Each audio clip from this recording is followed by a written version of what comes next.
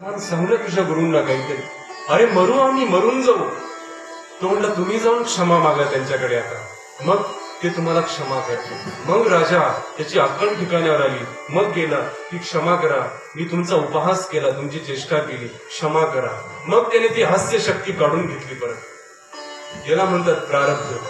आपण हसत हसत कर्म करतो, नंतर रडत रडत फेडावं लागतं. सुदामाने हसत हसत कर्म केलं, एकट्यानेच खाऊन टाकलं, मात्र दारिद्र्य डोक्यावर आलं की नाही.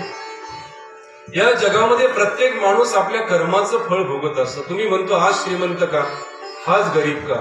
गरिबी त्याच्या भाग्याने आली, श्रीमंती त्याच्या भाग्याने आली. म्हणून कर्म चांगली असली पाहिजेत. आपली चांगली कर्म करा, चांगली फळं मिळतील. सुदामाचं एक कर्म चुकलं, दारिद्र्य वाट्याला आलं. होता तो देवाचा भक्त होता, मात्र प्रारब्ध कोण टाळू शकतं. आज देवाने विचार केला की सुदामाचं प्रारब्ध मी टाळणार आहे. आणि मग पत्नी म्हटली जा भेटून तर या.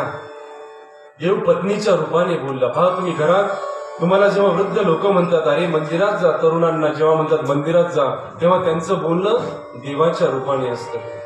आज पत्नी म्हणते जा दर्शनासाठी. तो म्हणता हा आता मला पटलं बघ तुझं, जाईल मी उद्या भेटण्यासाठी.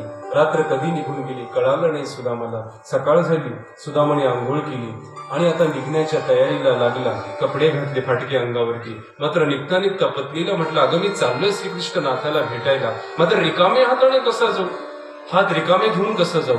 पत्नी म्हणली थांबा अगदी थोडा वेळ. शेजारच्या घरी गेली. म्हटली काकू तुमच्याकडे काही आहे का. माझे पती त्यांच्या मित्राला भेटण्यासाठी चाललेले आहे. ती बाई पोळी निसत होती, तिने एक मूठ पोहे दिले.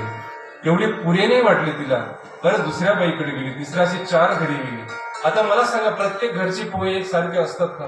काही 2 महिने जुने असतात, काही 4 महिने जुने असतात, काही वर्षाचे जुने असतात. कोणी पाहुणा चाललेलं नसतं घरी, पोहे करायचं कामच पडत नाही.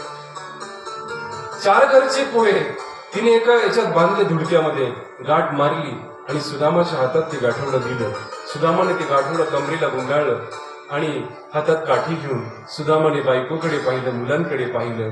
आणि सुदामा आता निरोप घेतो घराचा. आणि द्वारकेच्या दिशेने हा सुदामा निघाला. एक एक पाऊल पुढे टाकत होता, एक एक दिवस मागे पडत होता. आणि सुदामा देवाची प्रार्थना करत, देवाची विनंती करत होता. कशासाठी देवा तुझ्या